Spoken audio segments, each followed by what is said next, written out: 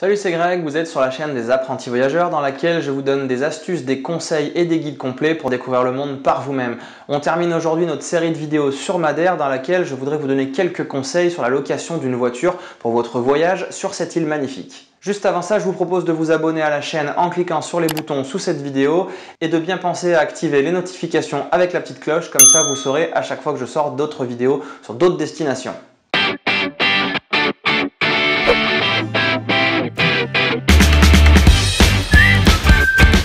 Comme je vous l'ai dit dans la vidéo de présentation sur mon itinéraire complet et prêt à voyager à télécharger sur mon blog, que j'ai pu charger sur une tablette pour vous le présenter tout au long de ces vidéos et que vous pourrez aussi y mettre sur votre téléphone pour pouvoir le suivre pendant votre voyage, il faut absolument louer une voiture pour aller à Madère. Pourquoi? Eh bien tout simplement pour optimiser vos déplacements, pour ne pas gâcher votre temps et pour être complètement libre dans votre planning, dans le choix des lieux que vous voulez visiter et surtout dans le timing de votre voyage, sans être en stress de ne pas pouvoir assez profiter d'un endroit que vous avez beaucoup aimé. L'autre alternative, c'est évidemment de venir et de vous rendre à Funchal, qui est la ville principale, et ensuite d'utiliser des excursions proposées par des petites agences locales de voyage pour aller faire les randonnées qu'il y a à faire tout le long de l'île. Vous pouvez faire ça, mais ça rajoute un sacré budget à la fin, et je pense que ça reviendra au même que le budget de location d'une voiture.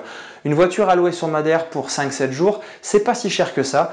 Il y a des compagnies super sérieuses locales, et celle dont je vais vous parler aujourd'hui, c'est MadPoint. Évidemment, les loueurs n'ont pas tous bonne réputation, mais MadPoint sont hyper bien réputés et on a pu les tester et on a beaucoup apprécié. Déjà, on a apprécié leur flexibilité puisque vous savez, l'aéroport de Madère est un des aéroports les plus difficiles pour l'atterrissage au monde et nous n'avons pas eu de chance à l'aller puisqu'il y avait trop de vent. L'avion a voulu essayer de se poser mais c'était trop compliqué et dangereux à cause du vent. Il a donc fait tout le chemin retour pour retourner à Porto et nous avons dû décaler de quelques jours notre voyage à Madère. Eh bien MadPoint n'ont eu aucun problème avec ça et ont pu nous permettre de décaler la location. Une voiture était disponible, tout a été très simple par mail, ils ont été vraiment géniaux là-dessus et pour moi c'est une preuve de professionnalisme et c'est quelque chose qui me rassure beaucoup dans mon choix de loueur de voiture. Une fois que vous avez votre voiture de location, il est très facile de vous déplacer à Madère puisque les routes sont très bien faites sur place.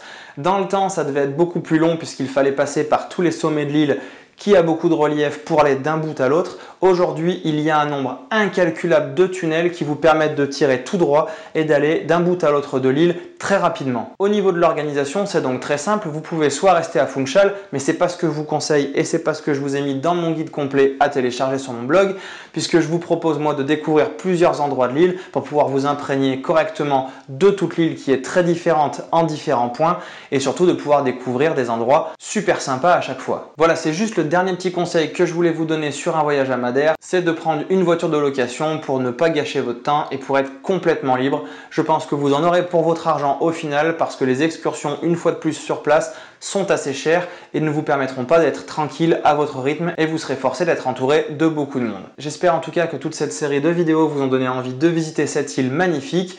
Nous, on a vraiment adoré ce voyage. Restez branchés sur la chaîne car d'autres destinations vont arriver.